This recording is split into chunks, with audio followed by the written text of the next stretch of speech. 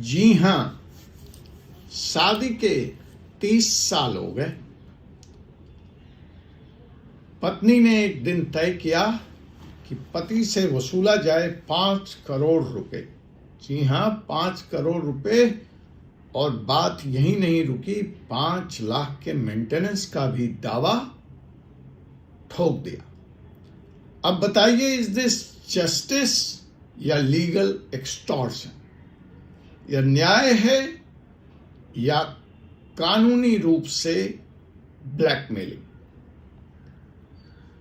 इस वक्त आप देख रहे हैं 4C सुप्रीम लॉ पार्टनर का कानूनी चैनल और मैं हूं advocate doctor Ajay Kumar Pandey, supreme court of India.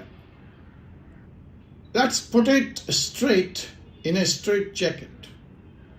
30 years of marriage, adult son, wife is well educated, highly educated, professional degree holder, employed, earning well, son already living in Canada, wife occupies the house purchased by the husband costing around 5 crore rupees in a posh locality, and suddenly comes this bomb, Domestic Violence Act case. कुछ भी मनगढ़ंत नहीं है, कुछ भी imaginary नहीं है, एक real case आपके बीच में लेकर आया। 5 करोड़ का मेंटेनेंस मेंटल क्रूएलिटी के लिए।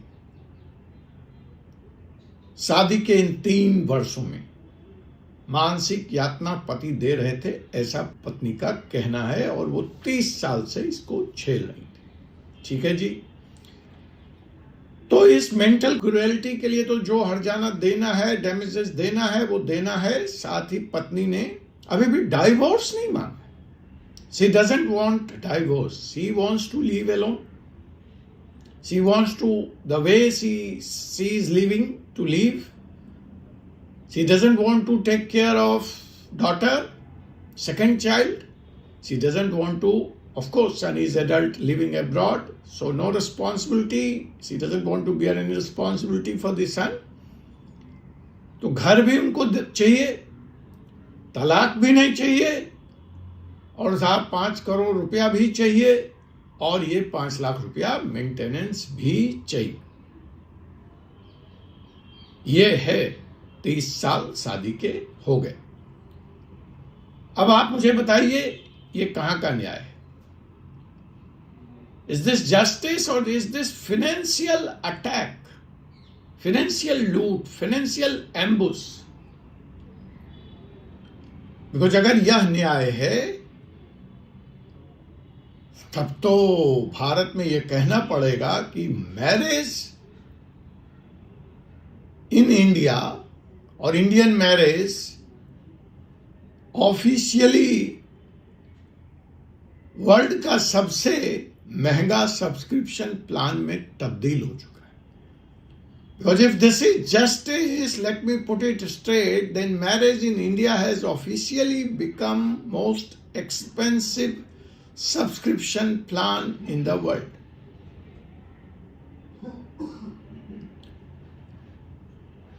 Husbands are advised, when they are trapped in this kind of situation, they are advised one thing: keep quiet, चुप रहिए।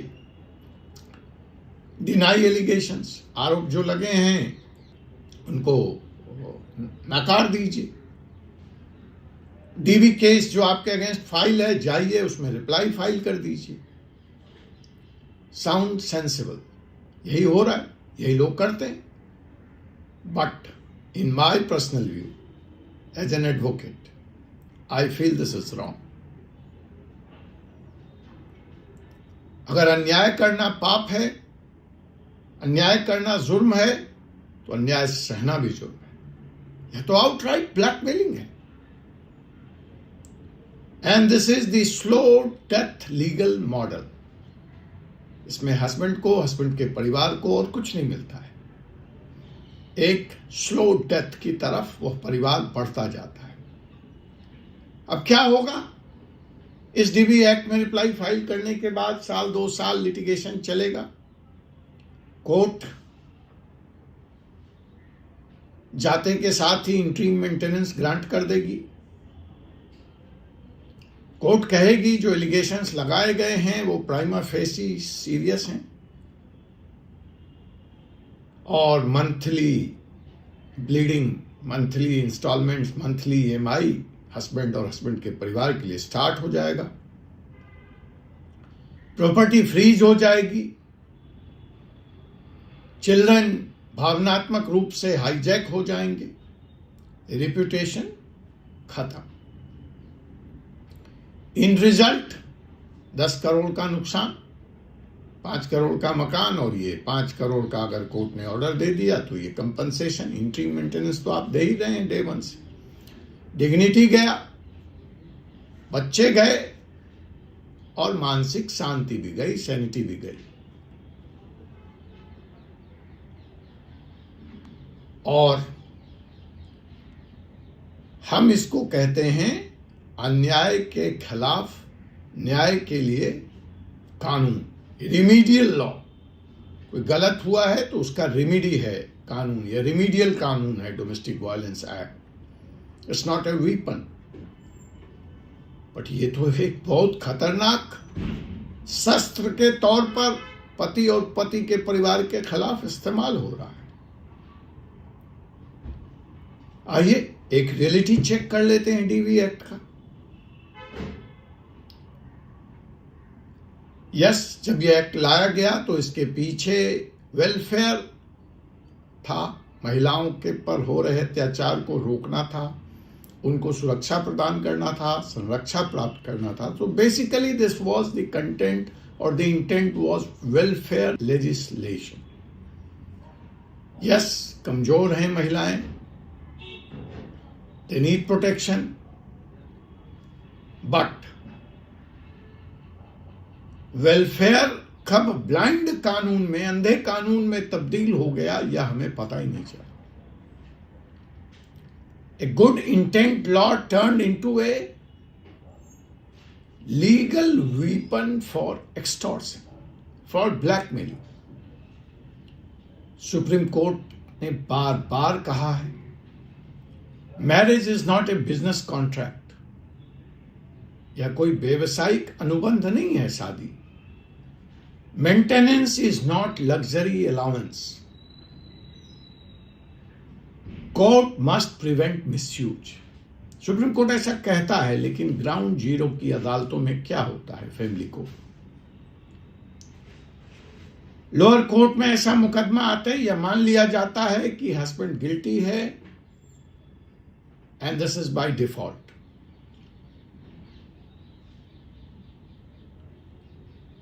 भारतीय महिला family court,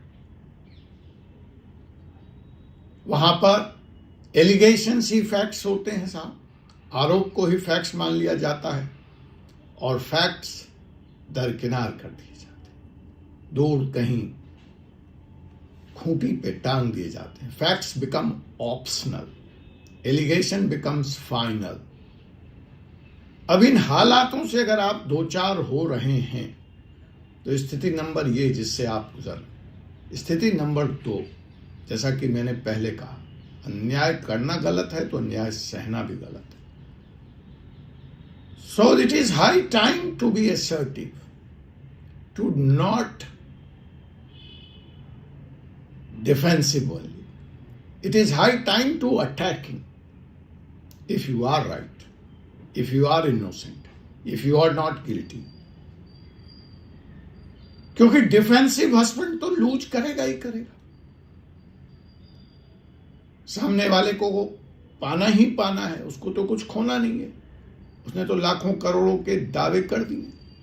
offensive husbands can survive. एक जो होप है, आशा की किरण है, वो अटैकिंग और ऑफेंसिव में ही आती है कि शायद आप स्ट्रॉन्ग पोजीशन में आ जाएं इस केस में। 30 साल शादी के बाद wife decides to open war, तो क्या आप फुसफुसाएंगे या आप गुर्राएंगे? विल यू विस्पर और will we roar? And if you want to roar, then what is going to be your final attacking point? That's more important. One, expose contradiction. Where was the cruelty for 30 years? कहां थी आप? कौन सी यातना? कैसी यातना? और 30 साल लग गए आपको कोर्ट के दरवाजे आने पे। आपने पहले क्यों नहीं एफआईआर करी? कोई मेडिकल प्रूफ, कोई कंप्लेन कहीं भी? और फिर इस कंट्राडिक्शन को सामने लाने के बाद it is high time to bring the financial truth bomb. दूसरा बॉम्ब निकालिए, दूसरी गोली निकालिए। ये कि 47 की तरह आपको कंटिन्यूअस फायरिंग करनी पड़ेगी अपनी जान बचाने के लिए। वाइफ के इनकम प्रूफ निकालिए, एम्प्लॉयमेंट प्रूफ निकालिए, सैलरी स्लिप्स रिकॉर्ड पे लाइए, इनकम टैक्स रिकॉर्ड पे लाइए। सुप्रीम कोर्ट इस मामले में क्रिस्टल क्लियर है। Earning wife is not entitled to luxury maintenance. फिर तीसरा अटैकिंग पॉइंट निकालिए, बॉम्ब निकालिए। बताइए कि आपकी प्रॉपर्टी किस तरह आपसे छीन ली गई। ईएमआई कौन दे रहा है? कंस्ट्रक्शन किसने कराया घर का? जमीन किसने करी? प्रॉपर्टी वापस लेने के लिए प्रोसीडिंग शुरू कीजिए। इंजंक्शन मांगिए, इवैक्यूएशन मांगिए, इविक्शन कराइए, रिकवरी फाइल कीजिए। तो पत्नी के खिलाफ व्यक्तिगत मुकदमों के अलावे एसेट्स कैप्चर लिटिगेशंस की भी आपको एक प्लानिंग करनी चाहिए और करनी पड़ेगी। और फिर काउंटर केसेस फाइल कीजिए फॉल्स डीपी एक्ट के खिलाफ, प्रेजुडी का एप्लीकेशन, डिफेमेशन का application, recovery of money application, civil suit for damages. आपको बेचारे की तरह, एक्यूज की तरह एक्टिंग करना, एक्ट करना, मान लेना बंद करना पड़ेगा। Rather fight with a tiger having tooth, having teeth. शेर की तरह लड़िए जिसके मुंह में, जबड़े में खूंखार नोच लेने वाला दांत है। Litigant with teeth, not litigant with soft heart. Supreme court इस मामले में आपके लिए रक्षा का कवच लेकर आया है।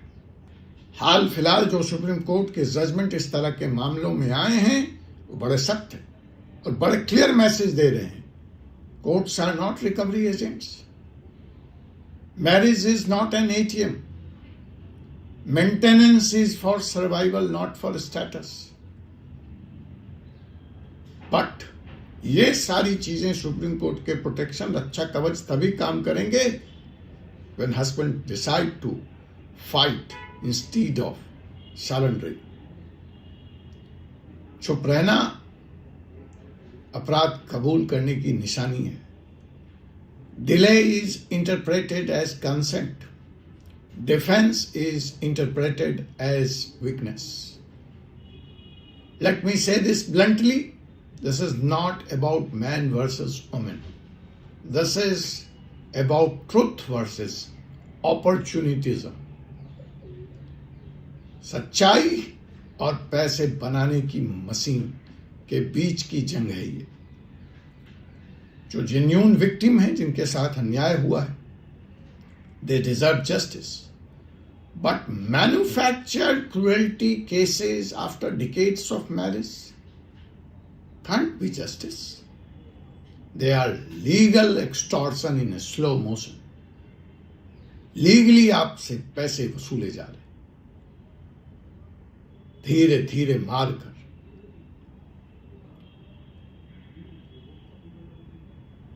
तो मेरी सलाह उन पतियों को यही होगी, उनके परिवार को यही होगी कि if you are facing a case like this, don't panic, don't hide, don't beg, don't surrender, fight smart, fight clean, and fight back. Because marriage is a partnership, not a retirement plan funded by threats. आपसे पुनः मुलाकात होगी एक ऐसे ही विषय के साथ अगले एपिसोड में। तब तक के लिए मुझे advocate doctor Ajay Kumar Pandey, advocate supreme court of India को अनुमति दीजिए। जय हिंद, जय भारत, जय संविधान।